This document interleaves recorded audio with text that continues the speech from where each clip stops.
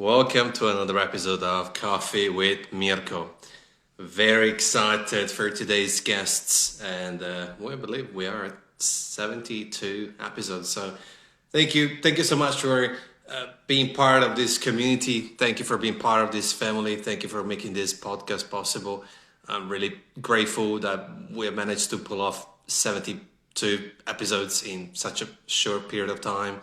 And it's all thanks to you, the tuning and our guests. And it's just been very positive experience to create a place and a podcast where we have these amazing coffee professionals unknown, because we are also looking at not bringing just coffee people. I think there's more and more people who can add value to the community, regardless of their jobs and job description. But today, we got a special guest, and looking forward to bring her on. And so if you're new, feel free to share this podcast with your friends. And it's called Coffee with Mirko on all major podcast platforms, or we go live here 2 or 3 times a week with different guests each time. And let's send the invite to Wendelien. We're gonna also find out how to pronounce her name properly, because it's a big name. And so if you're old, if you've been here before, thank you for making this possible. And if you're new, welcome to this space, welcome to this show. Let's call it a show, let's give her a name. And here she is. We'll bring her on right away.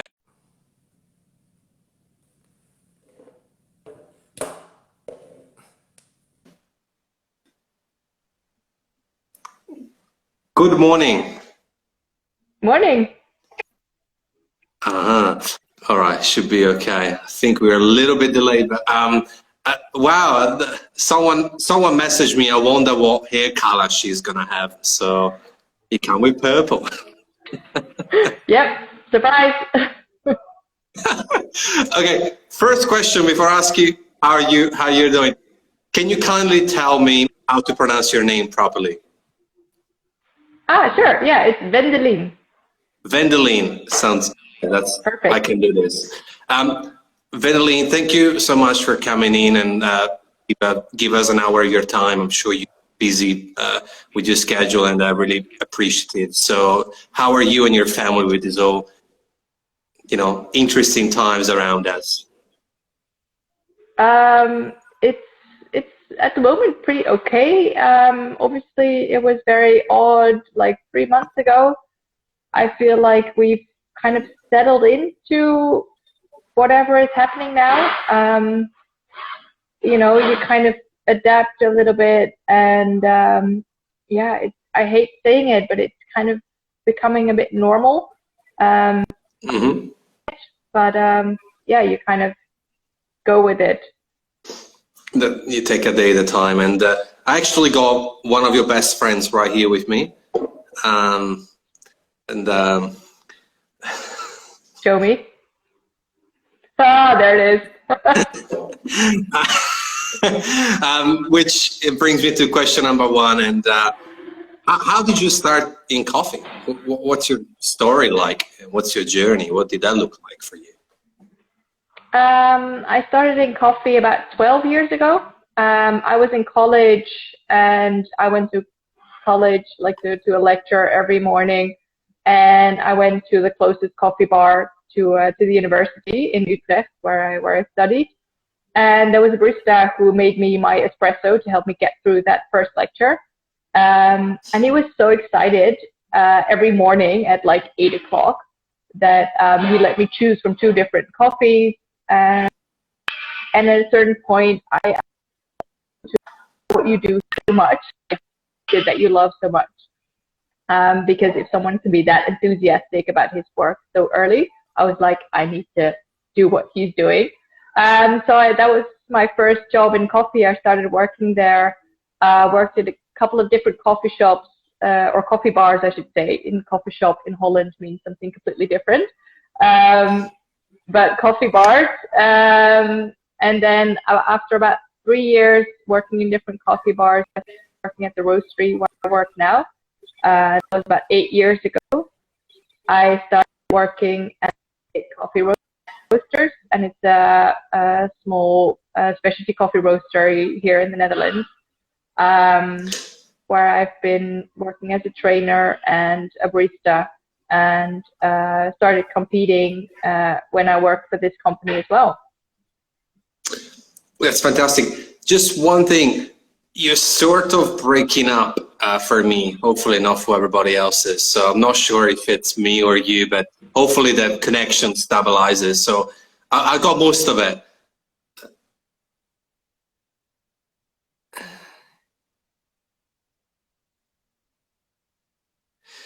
And I lost her. Technical difficulties. Hang on, I got you back. Yeah, sorry. No, it's all right. I tried a different Wi-Fi. Maybe that helps. All right. Hopefully it works. Yeah, well, I mean, it's incredible. It's just how from going to uni, you just ended up being fascinated with the process of coffee, and then coffee turned out to be, I suppose, your current life chapter for the past 12 or so years. And to give some context to the people, obviously you won the World AeroPress Championship. How defining was that for you, that moment? Actually, it's been a pretty crazy year. Last year, I saw my first WBC actually in 2013 in Melbourne. And that was the year that I really was, I got really excited about the competitions. And that's also the moment when I saw Pete Licata win in that arena, and I got the first insight backstage, and I got to meet all those people that I only knew through YouTube videos, and they turned out to be so friendly and nice that I wanted to compete more. So I kind of kept doing that, and I always focused on barista competition. And then when I won the Dutch barista competition in last spring, and I got to go to the WBC myself in Boston. That was very defining for me because I worked so hard to get there. Like, that was years in the making to get to that point. And then the AeroPress Championship was such a contrast to that, because the AeroPress Championship kind of started out as a fun, very low-key, low-profile competition, more of an after-party to the barista competition. And I liked the competition so much, but also the way it brings baristas together. So I kind of wanted to go to the Dutch AeroPress competition in November, because some former colleagues of mine organized it, the guys from Keen Coffee who organized it in the Netherlands. It was in my hometown. The whole Dutch coffee community was going to be there. There was going to be beers. I was just there for the banter and and the good times. And then obviously there's part of me that likes the competition as well, but I was just there to kind of support the guys that were organizing it. And I somehow ended up taking home that trophy, which was very surprising. I got into a big argument with my husband because I told him, honey, how we're supposed to go to the AeroPress competition for just like make one cup of coffee, have some beers. I kind of ended up winning. So now, do you want to go to London with me? And he got really upset, because he was like, how can you join the competition and not take into account that you might actually win? And then I went to London, and then the thing repeated itself. So I went to London and to go to the World AeroPress Championships, and it was such a great organized event. Tim did such an amazing job, and all the people who were organizing it. It was so much fun. And I just wanted to go there to kind of meet baristas from all over the world, have some beers, have some fun. Obviously, I'm going to give it my best and do, make the best cup of coffee that I can with the knowledge that I have. And I noticed that there was some pros to the fact that you've had some competition experience, because, there's a little bit of competition routine in there, but also because I'd been doing a WBC like 4 months before that. I was no stress at all. So everyone, most of the competitors at the Aeropress Championships were really, really nervous and like really were, they were experiencing their first world championship. And so there was a lot of stress. And for me, I was just comparing it to a WBC. And I was just like, I've got 8 minutes for one cup of coffee. I don't even have to sell anything. No one cares about the way my apron is on. There's going to be beers after. So for me, it was just so much fun. And I did the best I could with the coffee that was given to me. And it just, I try to have as much fun in the process as possible, try to, meet as many people as possible. And I think I got the most out of that competition as I possibly could, because even if I didn't end up winning, I met so many cool people that night that are still, I still stay in touch with. And I think that's even a bigger gift than that trophy that's been sitting here, even though it's pretty cool to have a trophy sitting on your shelf, obviously. Yeah. And look, I mean, I'm sure you were relaxed, but like Sai Kaulian saying, I heard her podcast, a lot of hard work, sacrifice gone into winning. Those sounds very relaxed. She's super pro. So, obviously you worked hard. And, something that I'm very happy to see is also the fact that, especially in the past 2.5 years, we've seen so many females just winning a lot of different competitions, a lot of different categories. And, do you feel a sense of responsibility alongside with some pride on, representing such a male-dominant industry for many years, but now there's so many amazing women out there doing, you do, and all of it. It's not just winning, but it becomes a stage, I suppose, to have a voice. Yeah, I think for me that's always a tough one, because when I became in 2016, I competed at the Dutch Barista Championships and I became runner-up, and I was so proud of that accomplishment because my competition run went smoothly. I did it the best I could at that point. And then I turned out runner-up, which was amazing for me because I did not count on winning. I just wanted to kind of beat myself. And then people kept saying to me, because the guy who won that year was Lex, obviously, one of the, if not the best barista that the Netherlands has. And he was just better than me that day. And then people kept saying to me, like, how does it feel to be the best female barista? I'm like, that doesn't really matter to me because I was runner-up. Lex was better. I mean, he scored more points. He was just better that day. The fact that I'm a woman does not take away or add anything to that accomplishment. So I think it might be different competing as a woman, but that's mostly practical. I mean, for me, there was a big gap between 2016 and 2019 because it's just impossible to combine preparing for a competition with a pregnancy, labor, recovering from labor, having a baby. That's just not, I used to get really frustrated about that. Like, why can't I have it all? Because I thought that for a long time I had to choose, like that starting a family would be the end of my career. And I now noticed that it's just a pause. Like it may feel as a long pause, but in a human life, 1 or 2 years is not really that long. So, but I only realized that once I became a mother and I kind of found my way in that, which takes at least a year because of, hormones and sleep and whatever. After a year, I started feeling like myself again. And then I discovered that, wait a minute, I'm not done with competing. they're still a part of me. Like, you just get a job extra, but the rest is still there for me. And so the ambition is still there, and the fun I get out of competing and preparing for a competition was still there. And I think maybe for some women that tends to disappear. I think that's different for everyone. And I think the thing that is mostly changing, that is causing more women to compete, that maybe the guys are modernizing more as well. I think it's more and more equally divided at home. Like, the only reason I am able to compete is because my husband is picking up the slack at home. Because obviously the closer you get to competition day, it takes over your life, and you have so little space in your head left for anything else.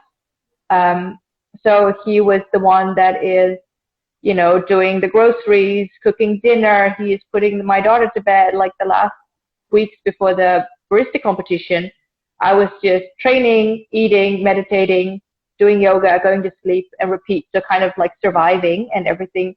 So, and I could only do that because my husband was doing everything else, like taking care of our daughter, and giving me just a moment to enjoy with her, to kind of help me recharge. So, and I think because men are more and more supportive of women, I think that enables women to compete better as well. Also, I think it's more and more normal for women to admit that they don't have necessarily a wish to have children, or want to settle or kind of. So I think that helps as well. Like, around me, I see a lot more women who like openly admit, like, I don't really necessarily want a family life. Like, I'm really ambitious. I don't necessarily want that pause or kids. I like my life the way it is now. And I think that's part of the change as well, that it's more okay to make the choices that you want for men, both women. I love it. And I think you touched base on two amazing topics of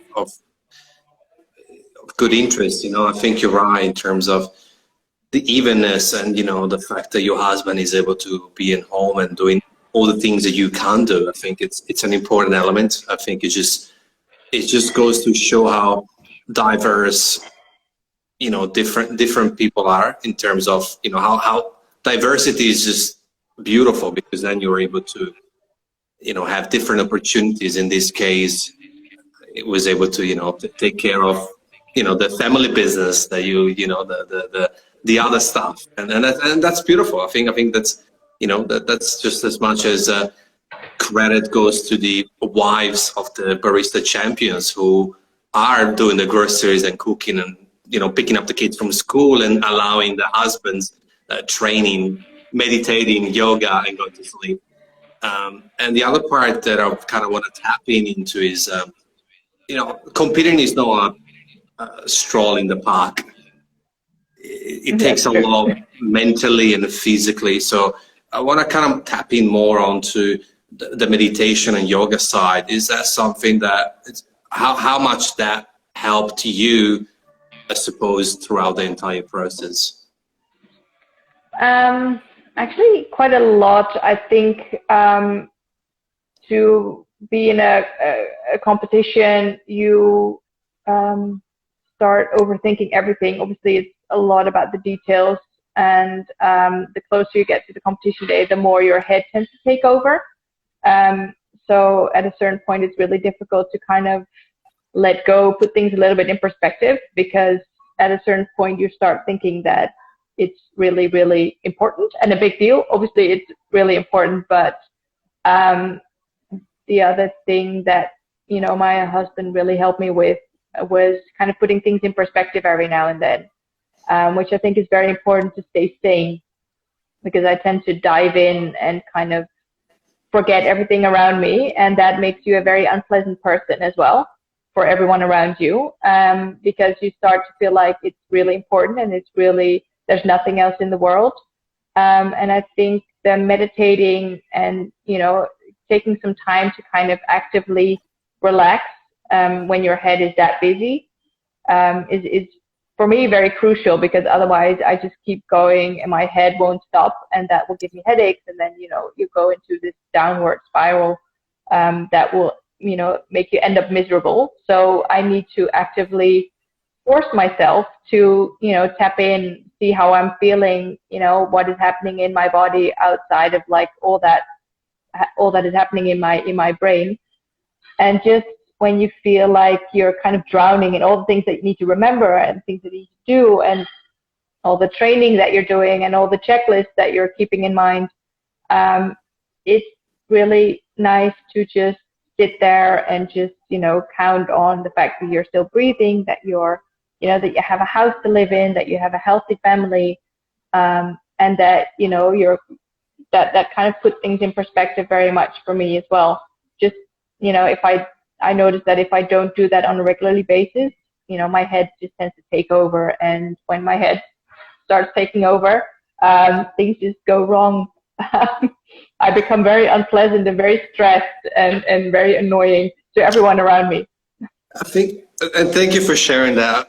You actually touched on on quite personal point where I am, but I think the word that resonated the most, because it's something that impacted someone near me, is miserable. It's like, without saying anything to you, but I'm sure that you weren't as unpleasant. But I think it's super important what you said, and it applies to so many facets of life, not just competition. I think that whether it's a job, whether it's a project, like I think ambition, working hard, hustling, grinding is all good. Like I don't want to demonize that. It's not negative. Up to the point that it's not burnout and that everything else around your life, whether it's your plants, watering your plants, or your body, your diet, the people around you, going, even, deeper if you want. Once you are so zoomed in and everything else is out, it's not a great place to be. And actually it's going to work against you to the end result of that project or job or competition, I think, because of that, you kind of walk around like this. And, it happens to everybody. And I'm glad that you rose that up. I think it's okay to take a day off or half a day off or have a nap or go to sleep early. I think it's super important. And I'm glad that you brought that up because yeah, you have to. I think because being able to put things in perspective is only possible when you're taking that moment to check in with yourself. And I remember in 2018 when the WBC was here in Amsterdam, and I was volunteering backstage. So because then I got to, be in on the buzz and also help out, and then also catch up with, some of the friends from the coffee industry. And I was having this conversation with a very stressed out John Gordon and a very, very relaxed Pete Licata. And we were talking about parenting, and because I hadn't seen Pete since 2013, and we'd both become a parent in the meantime. And we were talking about like how that backstage energy of the WBC is, and how amazing that is, and how that like brings you to that nervous point as well. And then he told me like, but still, as exciting as it is, it's not as crazy as keeping a human being alive. So that's really, I think, becoming a parent, put that in perspective for him as well. Like, as serious as we're taking these competitions, which we should, because it's something that pushes us and, brightens up our lives. It's not like we're keeping people alive. I mean, we are making coffee the best we can, and we love nitpicking and doing the work and, obviously enjoying the whole scene and the atmosphere and what it brings us. But it's so important to every now and then kind of check yourself and realize, okay, but in the end, we're making coffee. As much as I love coffee and I want to talk about it and I can nerd out completely, but it's coffee. And there are things in life that are, so important. And there are things in life that we do and that we make important. And I think there's a big difference. Yeah.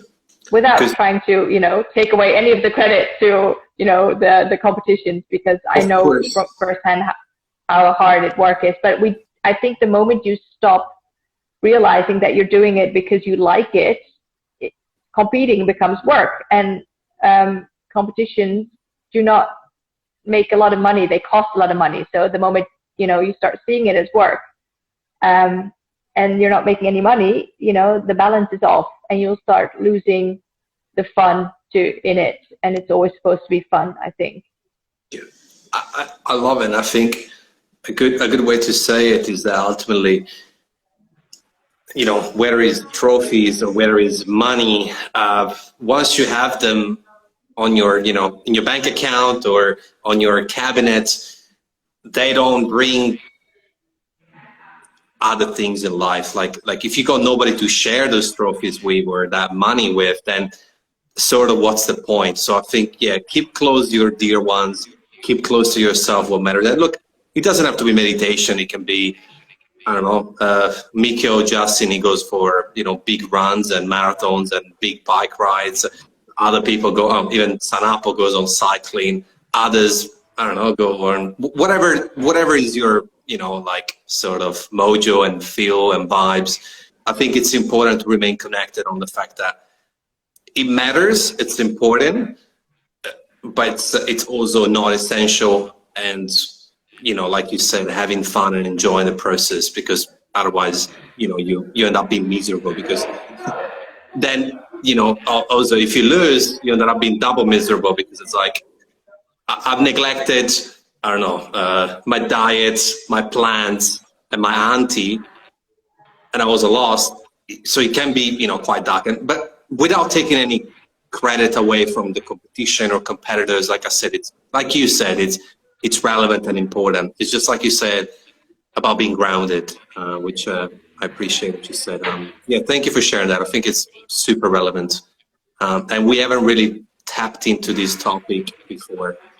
And one question I got for you, Wendelien, otherwise, this follower is gonna kick my ass because she asked me, please ask her. If you can tell us more and what you can say about your AeroPress recipe. I got this request, she said, please ask her. And I'm like, okay, I gotta ask her. So whatever you wanna say about it, you say it. We're listening. So yeah, it's actually not a very new concept. I was with my competition coach, Philip Heinauer, who lives in Zurich, and he showed me a way of making an AeroPress with the use of a bypass. And that was the first time I saw that, and I tasted it and I tried it for like a couple of months on different coffees, and I started noticing, as he told me, that it keeps giving me amazing results.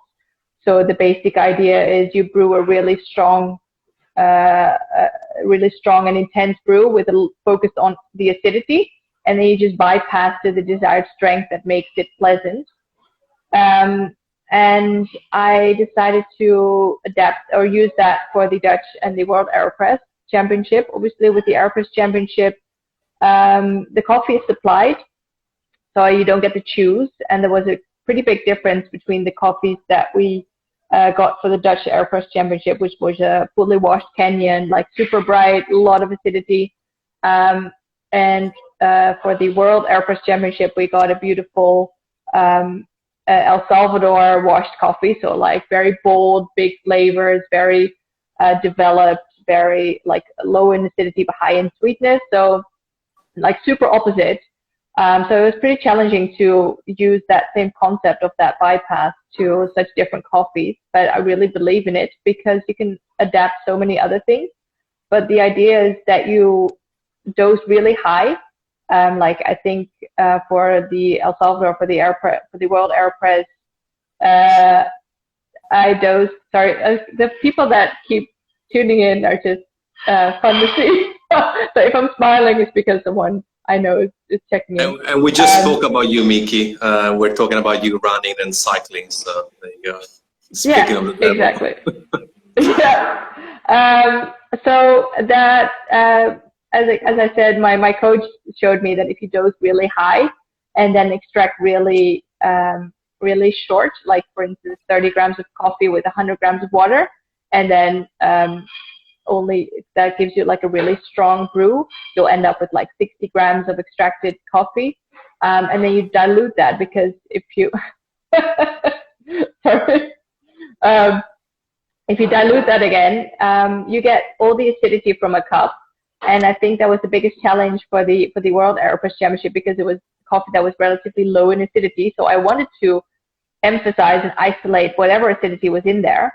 So that's why you dose really high. I extracted really short, like 40 seconds. So you get really like super under extracted coffee. But then diluting it again made it really pleasant. So I added like, to the 60 grams of brew that you end up with, I added 100 to 120 grams of coffee. I tasted in between. So to summarize, 30 grams of coarsely ground coffee, 100 grams of water. You make sure you stir that, so it's kind of like all the coffee comes into contact with the water. I used Acer filters. They're like almost Chemex filters like, and they're really good. Give you a super clean cup. And I flipped after 40 seconds, and I pressed it all the way down. So press every little drop out of there. You end up with about 60 grams of extracted coffee. Then you add about 100 to 120 grams of hot water, depending on what strength you find delicious.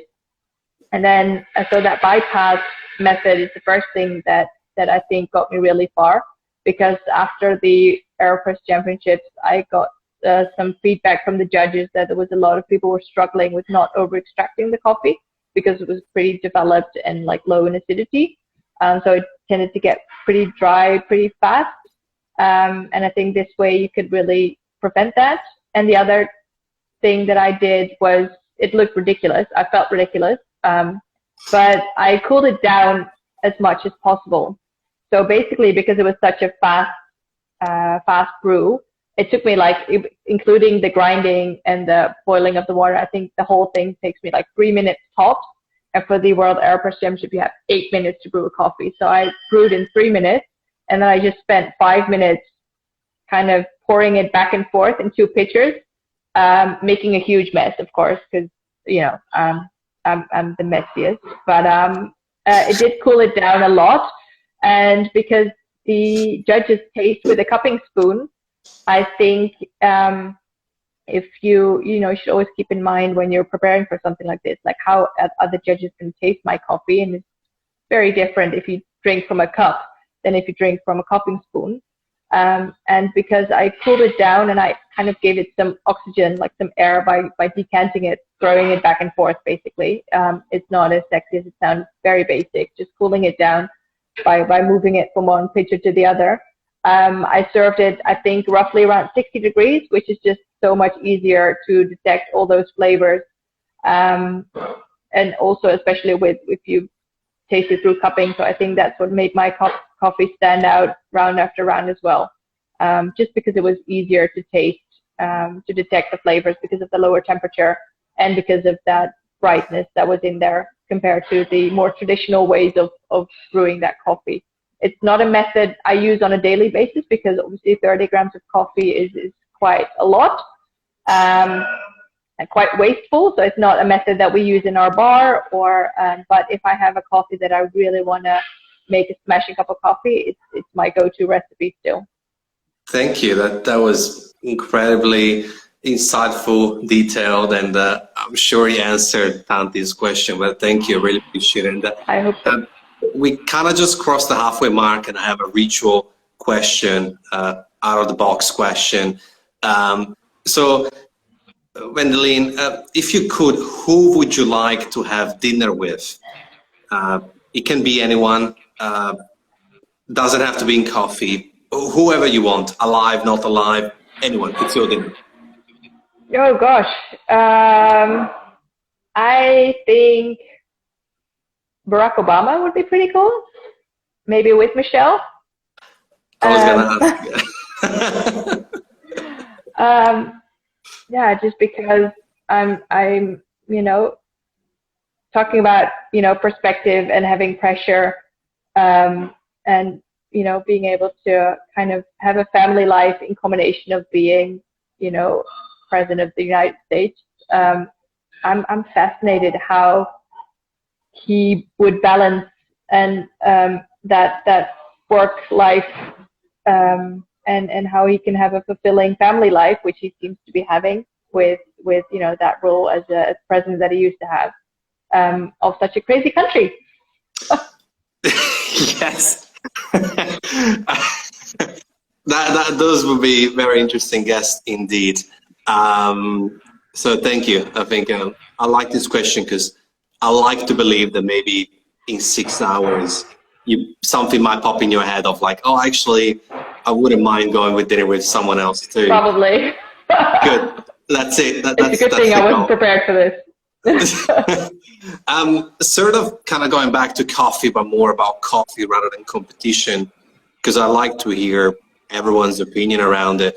I think that coffee is such a, sadly, it's given so much for granted. I don't think that many people realize how lucky we are to be able to even drink it. It wouldn't be possible without the people, especially at Origin. So, and that includes baristas and professionals and roasters and all of that. How important is to actually sort of go back into the people trend, not trend, but give more recognition, give more of a voice to the people of coffee. It could be, and again, anyone in the chain, because there's a lot of hands from cherry to cup. Yeah, I think that is the biggest challenge and the biggest thing that we work on. I heard recently someone saying, I think on a podcast, that you need to think about who you're fighting for. If you're working for a company, you need to think about like, who am I fighting for and who am I fighting against? And I was lucky enough to go to some coffee countries a couple of years ago. So I got to meet some of the producers that we work with at Single Estate, and that gave me so much insight and literally gives a face and a voice to the people who've been, touching your coffee before you even get it to the roastery. And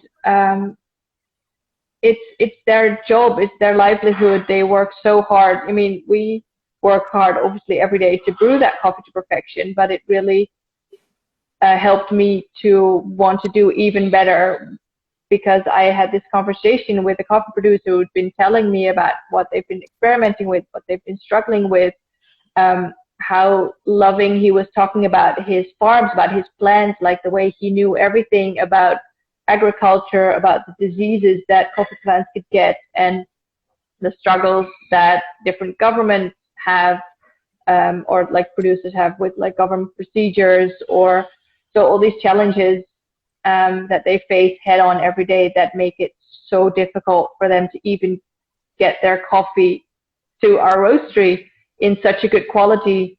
And obviously, being such a great host, you're being accepted everywhere and welcomed in such a warm way, even though you're from like the rich West. And as you said, we do take things so much for granted. Like I saw that coffee production happening for the first time, and like the washing process or the drying process, and it just made me realize I know absolutely nothing about coffee. And that's the thing I've been carrying around with me, like, because when I just started working in coffee, like when I was a baby barista and I was, working coffee for 1 or 2 years, I had this attitude that I knew everything because I thought I knew the difference between a washed coffee and a natural coffee. And, I read some books and I watched some YouTube video. I could pour a heart, and I felt I was like the best barista out there. And I felt like this obligation of telling everyone everything I knew, up to a very obnoxious point. And then I made that trip, and it just brought me straight back and made me realize again, like, I know absolutely nothing about the influences, about the crazy stuff that happens during the fermentation process, about flavor, the possibilities of flavor. And I think that's so important to realize when you're working behind a bar, that there are so many people who are working just as hard, if not harder, for you be able to make that coffee. So it just makes me value that product even more.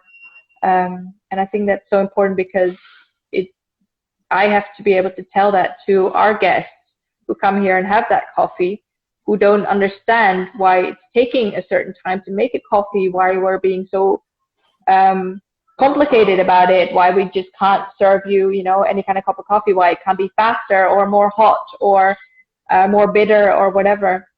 And it feels like my responsibility to talk about the people who made that coffee, who, survived earthquakes and volcanic eruptions, and that influences their cup of coffee. There was one of the coffee producers we work with in Guatemala, in Antigua. They had that volcanic eruption, I think 2 or 3 years ago, when the fuego erupted, and it destroyed not necessarily a lot of his farms, but villages where people who work for him, they were destroyed, they lost their houses, and that directly affects the coffee. I mean, the people who are in my shop drinking that coffee are drinking it from someone who is struggling and someone who's, who has employees who lost their houses. And I think that, that changes everything. And I think we should never stop talking to our guests, the people who come into our shop every day, trying to at least find that space where we can, without becoming obnoxious, but just making them appreciate and try to put value on that product, no matter how hard it is. I can barely top that off. I mean, I believe that all I can say and comment on that is what you kind of said at the beginning of our chat, which is like, put things in perspective. So a good level of self-awareness and perspective, like you said, it's like, well, now that I've seen it, now that I've touched it, okay. It sort of kind of connects to the core of humanity, and which is connections. Human connections is what make a civilization possible. I mean, even though there's craziness out there, but the human interaction is what can carry a story and can carry a message and values. So I love what you said, because I think for many years we focus so much, we put our eyes and attention to the cup for a lot of it. When now we got, our pack presses, our, automated, even milk steaming, and everybody's like, oh, that's terrible. I think it's great, because if technology can save you 35 seconds and you can invest that 35 seconds in a one-on-one connection with a person who actually wants to talk, I think that's just amazing opportunity. And Los Cafés del Arriero saying, you're right, Wendelien, seeing firsthand how coffee is done at origin makes one realizes how little one knows about it. Which, yeah, that's true. Yeah, and I agree with you on that as well. I wish I could spend less time on getting my espresso out consistently and more time on talking about that coffee to a customer, a guest. Not because I don't like the technical part. It's just the espresso machine and the way it's brewed is just, for me, the means to an end, the means to talk to people about why they're tasting what they're tasting. It's not because I like talking about that the most. It's because, to me, it doesn't matter. Obviously, being able to, you got to make that coffee taste good, and you have to be able to win that trust first before people can start listening to you about, whatever you want to tell them. So you have to make sure that it tastes good first. But for me, it's not about, being behind the espresso machine to get nerded out and to, but for me, I have to be a good barista to be able to serve good coffee in order for me to be able to talk to guests and educate them and try to create a bit more awareness that what they're drinking is a product that has touched so many hands, and because the producers aren't here and people here are clueless. They have no idea that, what happens in countries that are struggling with, rain or with coffee rust or whatever. So it's not about the barista. It's not about me. I'm just the vessel that tries to make that coffee taste good. and I think it shouldn't be about the barista. That barista is just obligated to speak up for the people who cannot speak up for their own product. So I just try to do that as good as possible. And I need to be able to make that coffee decently before I can do that, because if I don't make a good cup of coffee, no one will want to hear the rest, honestly. Absolutely, and I think we are going the right direction in the sense of that.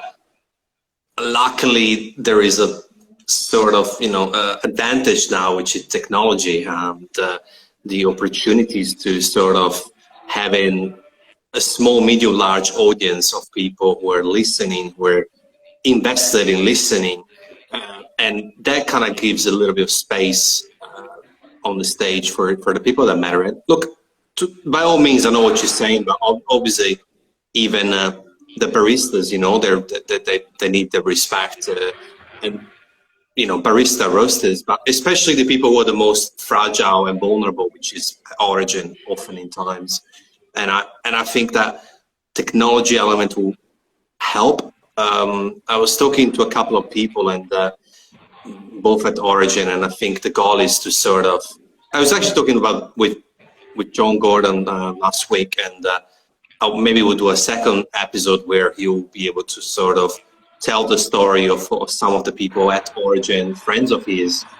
So they might not be able to have the internet connection to connect, but they might be able to kind of tell their story to the world through, John Gordon coming on a podcast and talking. And I think for me, let's go back to the connection. It doesn't really matter if it's one person, 10, 100, 1,000, 10,000, because once you produce a piece of content or once you produce something, that can be read, listened, watched in 1 month, in 1 year, in 10 years. And it's just about creating attention and creating a conversation flowing. That's all it is. Yeah, absolutely. Yeah. And we got a comment. Our founder, Roger, constantly say, people first, then coffee. We need to gain people's trust first, and then we can introduce specialty coffee to them without fear. Well, I mean, I think that's pretty much on point with what we've been talking about. Thank you for that. And thank you for coming on today. I know it's just been crazy. I know you're busy. It's been crazy times. And Instagram is quite terrible at live streams because they chop it off quite quickly towards the end. It's like 30 seconds and you're gone. So I kind of want to ask you the last couple of questions. But before I do so, I'm really grateful to have been able to sort of meet and chat about important topics. And hopefully you and I can maybe do a second episodes sometime down the track and maybe do something different, maybe something fun. You figure it out, the idea. I'm open to anything. Sounds good. Sort of kind of want to ask, what's next for you? And what would you like to see in the future of coffee? And what's your mission? So 3 big questions, and that's why we got 10 minutes, ample of time. But it's 3 questions I always want to ask. So there's a short term, a longer term, and a super long term. Short term is getting through this freaking pandemic with my company as good as possible. Keeping everyone healthy and hopefully, being able to start up all the fun things that make our job so much cooler, like the events. And I was so sad we didn't get to go to Poland this year, and we didn't get to go to Melbourne this year for the World of Coffee event. So hopefully that will start up again sooner rather than later, obviously when everything's safe. But I'm looking forward to competing in Coffee Masters in London in next spring. That was supposed to happen last year, but then obviously everything got postponed. So hopefully that's going to be happening in April next year.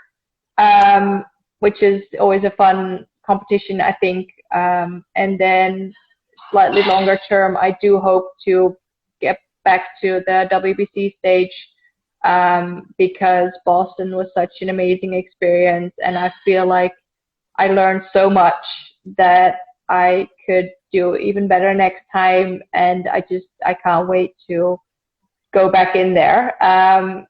So hopefully, I'm not sure when, but hopefully I'll be able to make it to another WBC stage at a certain point. to kind of keep up that like that learning curve that I've been on.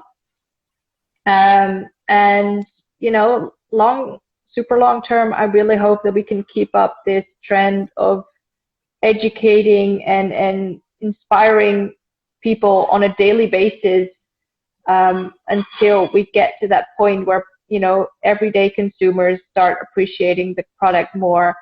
That every day we have less questions about acidity in coffee and temperature of milk, just by persevering and like staying friendly, staying patient, knowing we can have that conversation every day, day in, day out. But if we have the conversation 10 times about temperature of milk or about acidity in coffee, that every so many people will understand and appreciate the product a bit more. And that's a very, very slow process, but it's the only option we have, just to kind of keep at it, stay friendly in the process, don't become obnoxious, and kind of have fun with that journey as well. Like for me, it's almost a sport of getting guests to appreciate a good cup of coffee and get them excited and inspired. And that's what makes my job fun on a daily basis, even though that means having to explain the same thing day in, day out. And even though there's some days that I'm like, yes, I know you want your coffee more hot, but yeah, it's an ongoing battle. But I feel like we have no other option than just keep going, because I feel an obligation towards the people who produce the coffee that I brew, and that's what keeps me going. And the competitions for me are just to help improve my own skills and build a bigger platform for that. That's beautiful. That's great. No, I love it. I think just a quick quote. Like Rubens Gardelli says, acidity is not a crime. I gotta get that T-shirt. He has this beautiful T-shirt. Acidity is not a crime, and I think ultimately, even though it's repetitive, the reward at the end is so big, it's so relevant, it's so important to a lot of us. So it kind of makes it worthwhile. And thank you for what you do every day in the Netherlands, Holland, however we want to call it. And it's thanks to people like you and a lot of other people that we're sort of we are where we are today and where we are going. It's also thanks to each individual's action in the process. And everyone matters, from the person who appreciates, understands, and is passionate about coffee, and it's a home barista buying let's call it the good stuff or the ethical stuff, that's big words, and people like yourself, and world champion, and we're all part of the same. And as long as the mission goal is the same, we hopefully gonna get there real soon. And I'm a positive kind of guy, so definitely. But Me too. for now, Wendelien, it was a real treat and a real pleasure meeting you, and I hope to see you soon, maybe in a couple of months, to see where you're at, what your hair color look like. I can make no promises about that. I know that's okay. It's gonna be a surprise, and obviously, wishing you and your husband and your baby all the best during this time. And yeah, we'll talk soon. But really, thank you. Appreciate your time and presence and your insights. Thank you. Thank you for having me. It was fun. We'll see each other soon. Let's do it. Okay. Thank you. You have an amazing day ahead. I know it's Thank you. morning time. Thank you. Yep. See ya. Bye-bye.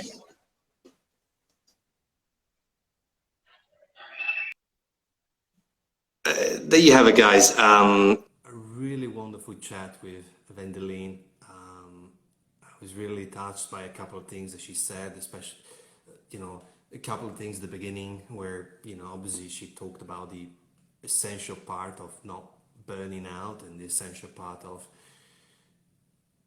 be ambitious, have a goal, but don't forget what really matters. That was quite also personal for me. So I could really resonate with what she said and how she said it. I think it's super relevant. I think it's something that's not much spoken publicly. A lot of people just talk about the obvious things, but I think that itself was one of the best parts of the chat on a personal level. And thank you to all of you all listening and watching live or listening. This is a format of a podcast. I'm really appreciative of each and one of you. Big shout out to everybody who's here, and same as coffee. I don't give any of you for granted, whether it's 1, 3, 4, 7, 12, 15, whether it's Instagram blocking me, whether my podcast grow to a certain number. It doesn't matter. I don't give for granted any one of you listening. I appreciate each and one of you, commenting, each and one of you adding value. I just really have a lot of gratitude for all of you, just as much I have gratitude for our guests and gratitude for, obviously, like we always say, the people behind coffee, all of them. People ask me always, what's your passion? And my passion is people. That's why I love doing this. That's why for me, the answer is people. And that's why we always, a lot of times, talk about people. And so anyway, thank you again. Hope you're safe. Hope you're well. Andre, my man, always here. Really, thank you, Andre. You're such a legend. Every time I see you, I know that you're here, and it's just really, it means a lot to me. And all of you here, of course. Obviously we got Tanti, Los Cafés de la Riera with great comments, Tamer, Ma, and not everyone can commit for an hour, and I get it. And because it's available in other platforms, people will want to listen 10 minutes and then listen to a podcast. And to you, Si Wong, asking to be in my live, the live stream will shut down in 3 minutes, unfortunately, so we'll have to do it another time if that's what you want. Otherwise, I'll disconnect. We got amazing guests on Wednesday, amazing guests on Friday. Check the stories, turn on your notifications so you know when we go live, so you don't miss any episodes. And if you want to re-listen to our previous episodes, if you're new, well, Spotify, Apple Podcast, Android, Google Cast, whatever you want. Los Cafés de la Riera, I appreciate you and your time. And Tanti, you stay well. All of you guys, sending you much love, and thank you. Thank you for being part of this community. I really mean it. And I'll see you Wednesday.